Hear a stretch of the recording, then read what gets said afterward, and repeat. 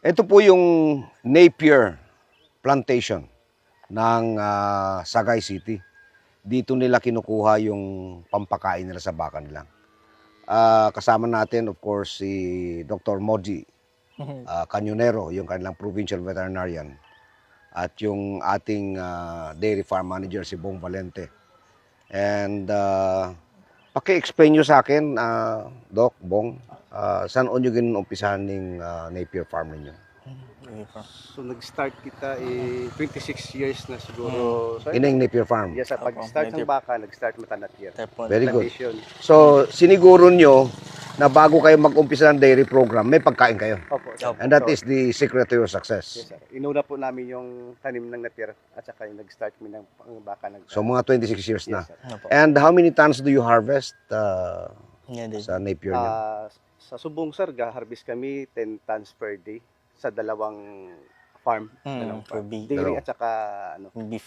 beef cattle po, sir. Okay. So, ang inyong total area planted to Napier is 55 hectares. 55 hectares. Is that sufficient for your beef and dairy projects? Yes, sir. Kahit anong drought, 50%. Very good.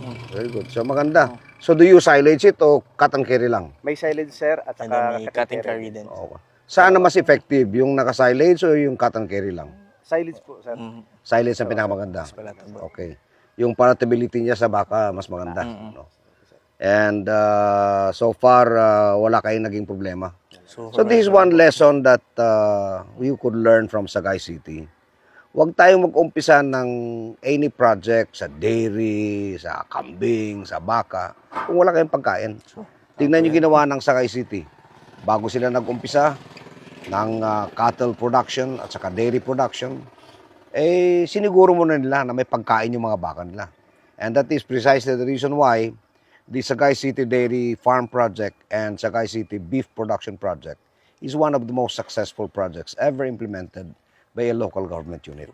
And we congratulate the local leaders of Sagay. Of course, credit is due to former Governor Freddy Marañon. Yes po. Yun talagang nag-envision ito siya talagang nag-isip na kung maaari ay mabigyan ng options. Of course, mayroong mga projects na hindi naging successful. Yung Carnero, for example, hindi naging successful yun. No? Pero so far, itong project na to, very successful because nakapag-prepare kayo ng source ng pagkain. Yes. And then for how many years, continue yung project po natin. So ano ang impact, Doc, sa community? Well, sir, for the impact sa community po natin, nasa based man po sa data ng City Health po natin, I think yung malnutrition rate po ng ating mga kabataan are I think down na lang po for I think 3% based po sa data nila. And then right now, sa data po ng aming sa Nutrition Council, I think we have around mga less than 300 na mga pupils that needs to be supplemented with milk. So medyo konti na lang yung natin. Oo, dito sa Sagay. Pag-cascade ninyo sa mga farmers, were you able to cascade the project sa mga farmers? Sa farmers po, yung na-extend po natin na services sa kanila are usually yung mga artificial insemination natin, upgrading natin po ng kanilang mga native animals. So sometimes po pinapahiram din po yung bull or yung AI na program po natin yung medyo nag-flourish. Very good. So, kita niyo mga kaibigan, basta tama yung planning, maging successful yung dairy farm. Mula po sa Napier Plantation ng Sagay City Dairy Farm Program, ako po si Manny Piñon.